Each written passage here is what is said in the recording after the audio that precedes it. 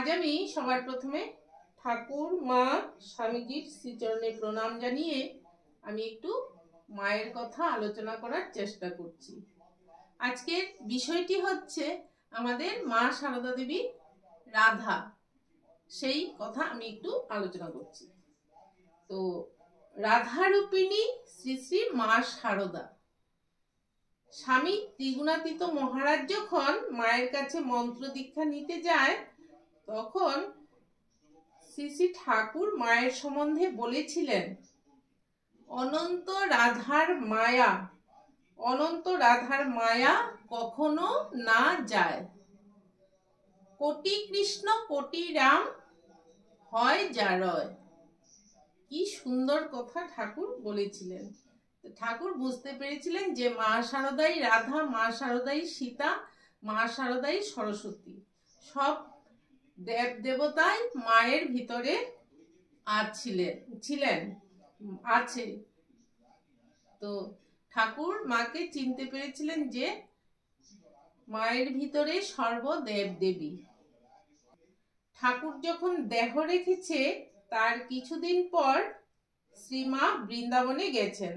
তখন রাধা কৃষ্ণের স্থানগুলি মা ভ্রমণ করছিলেন, এমন ভাবে যেন মায়ের সব জায়গাগুলি চেনা মনে হচ্ছিল, যেন তার খুবই পরিচিত জায়গাগুলো।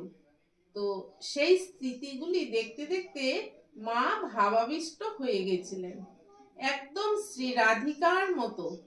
কখনো আবার রাধারানী ভাবে কৃষ্ণ বিরহে বাহ্যজ্ঞান হারিয়েও ফেলতেন। সেই সময় মায়ের মহা সমাধি হয়েছিল।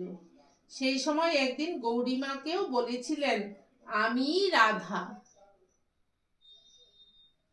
আবার একটি ঘটনা বলছি, যে একটি ছেলের ঘটনা।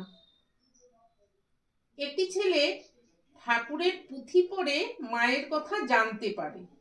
সেই ছেলেটি মাকে দর্শন করতে যায়।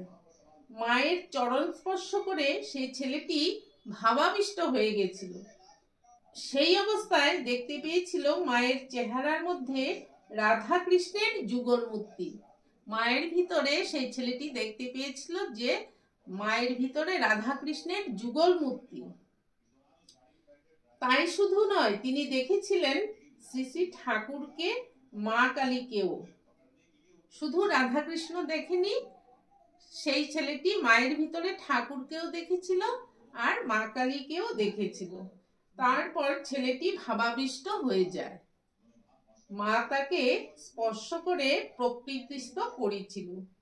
মা তাকে বলেছিলেন, তুমি বৈষ্ণব বংশের জন্মেছ, এই জন্যই এই দর্শন পেলে।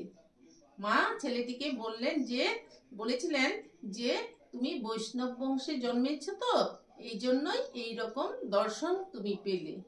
যদি আবারও কোনোদিন এমন দর্শন হয়, তখন কিন্তু মা বলে ডাকবে না, শ্রীমতী বলে ডাকবে। কি সুন্দর কথা মায়ের। তো এই ছিল, এতটুকু বলেই আমি এখানে মায়ের কথা সমাপ্ত করছি। জয় মা।